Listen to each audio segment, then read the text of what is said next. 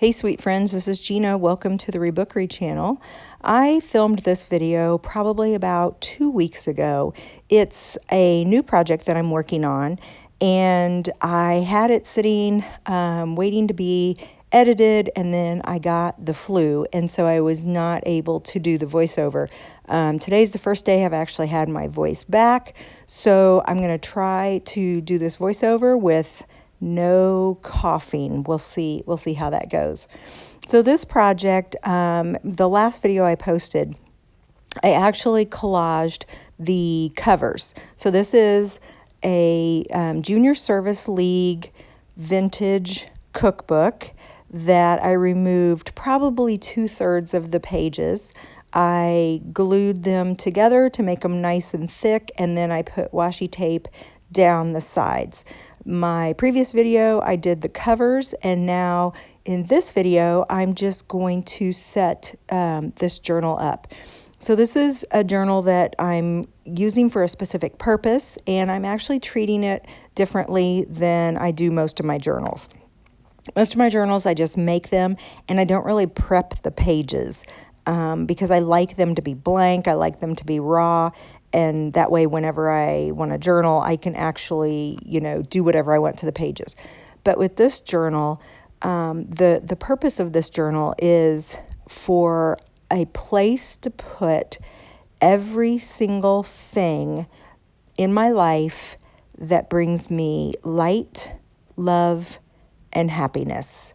And I need a place to keep all of this because I need to have something that I can go to, remind myself when times are tough, or just add special memories when something comes up and I'm like, oh my God, that was the best time ever. I want a place to add it. And I'm really going on a journey of being healthy, mind, body, soul type of thing. And this is how I'm going to nurture a healthy mind and a healthy soul. And so I want this journal to be full of nothing but light, love, and happiness. So in order to do this, I'm going to prep my pages a little bit so that I have spaces to write, because I know I'm going to fill this up. That is my goal, is I want this thing to be overflowing with words and pictures and memories and stories and decoration. I want this thing to fall apart. It is so full of light, love, and happiness. So my thoughts are, I'm going to leave the pages with the recipes showing through, because I love that. I don't really like blank pages. They freak me out. So I want the recipes to show through, but I also want some spaces to guide my journaling and things. So what I did on the very first part here was I just kind of went over the very front cover, like the back side of it, and I just added my title of Light, Love, and Happiness, and I used just a mix of stickers. I don't even think I had enough S's to do happiness, so I just took some random stickers, alphabet stickers, and kind of turned them into S's. And now what I'm doing is just kind of going through and adding spots in my pages. So I took some spray inks and I put it on that plastic lid that you see up there at the top. And then I just took an old Jello container, I think, or applesauce container, and I put it in the ink, and then I'm just putting circles, like stamping circles on the paper with that ink. And then I was going through my stash of stickers, and I found that I had a bevy of these old scrapbook stickers from a company called Sassafras Lass. Now, they went out of business a long time ago, but oh my goodness, they were the absolute premier scrapbooking paper business. Their papers were unreal. They were so whimsical and so fun, and it was hard to get these papers. And so I started to collect them, and as we do with our favorite things, we hoard them. and we don't use them. So I have a few actual papers left that I've hung on to. And then I had all these journaling stickers that I've hung on to that I just never really knew what to do with. And so I thought, okay, this is a book of my favorites. These things bring me joy every time I see them, so I'm going to use them. I'm going to put them to good use. So I got down, I think I had like 6 of those journal, like the little journal spot sheets from different paper lines that Sassafras Lass had. And so I just started pulling them off and slapping them on pages. Now, because these things are pretty old, they're probably 10, 15 years old, I had to add some adhesive to the back and, make sure they're going to stay, because otherwise they weren't even sticking to the page. And so I'm just going through and using all of them. And you know what? That was so freeing to go through and use those, because I had hung on to those for so long, thinking that I needed the absolute perfect time to use them, and lo and behold, this turned out to be that time. So you're just going to see me going through and using all these stickers and just kind of randomly placing them.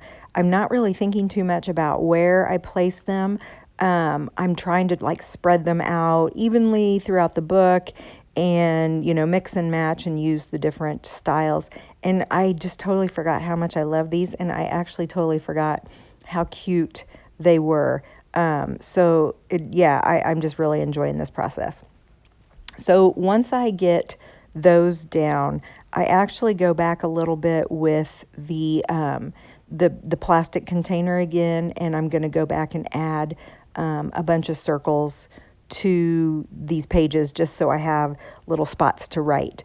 Now, since I did this video 2 weeks ago or 3 weeks ago, I've actually done quite a bit of work in this journal. And the really cool thing is when I made this journal, the spine, because it was like a spiral bound journal, the spine was really thick. But because I had removed so many pages, the rest of the text block was just very skinny, and it didn't look like it matched up. Since I have been working in this, I have bulked it up with so much cool stuff, like photos, envelopes, pieces of art, pieces of paper, stickers, even like dimensional stickers, like puffy stickers, or I think I put some glittery alphabet stickers in. And it has actually made the text block part match the size of the spine, and it looks really cool. I want to do a video, hopefully in the next couple of days, and show you what it looks like now and how I'm using it, how I'm putting things in.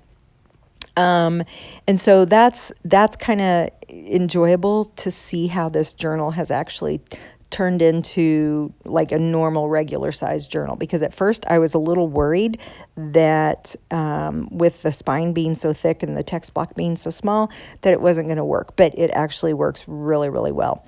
So now I'm just kind of using some leftover ink and some paint that actually was on my desk, and I don't like things to go to waste, so I just dipped my paintbrush in the stuff that was splattered on my desk, and I'm just kind of adding a wash of color to these last pages on the end of the book. And then I'm just using some spray inks again and just kind of doing some drops and some little sprays and some spritzes.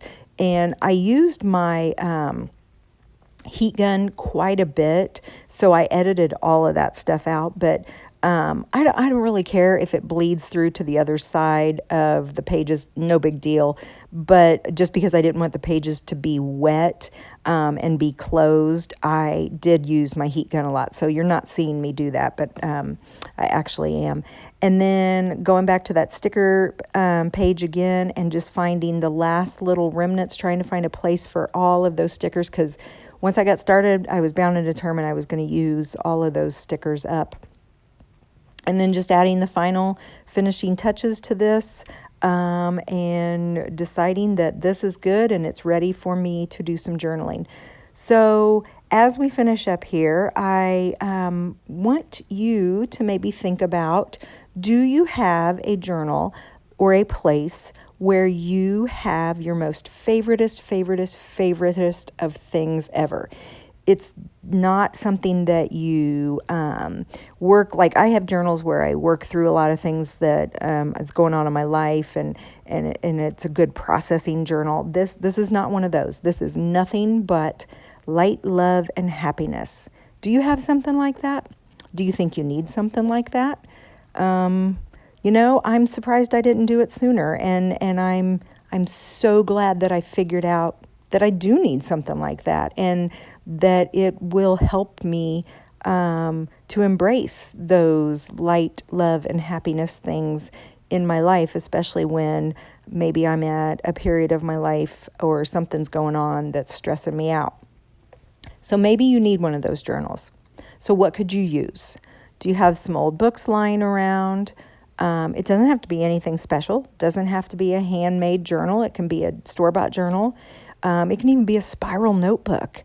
And maybe you just use that to put all of your favoritist of the favorites in. And it can be photos and pictures and stickers and stories and memories. It can be writings. It can just be colors. Maybe one of these pages on here, I'm just going to put dots or lines of my favorite colored markers. I mean, really, it's all about what makes me happy in this journal. So maybe you should think about that. Think about, do you want to come on this journey with me? Do you want to maybe make a journal like this? And what kind of stuff would you add to it? What would you do to it to get it set up, to get it prepped so that it's ready for your journaling? Do you need to go put journal spots in like I am? You don't have to use stickers.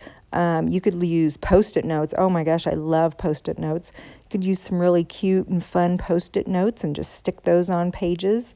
Or maybe you use little bits of paper and just cut them into squares and rectangles and circles, and you just glue those on, and those can be your journal spots. But whatever you decide, why don't you get your things together? And in my next video, I will flip through and show you what I've gotten done so far, and I'll see how you're doing, and I hope that this video has inspired you. I hope that it brings you light, love, and happiness. Until next time, bye.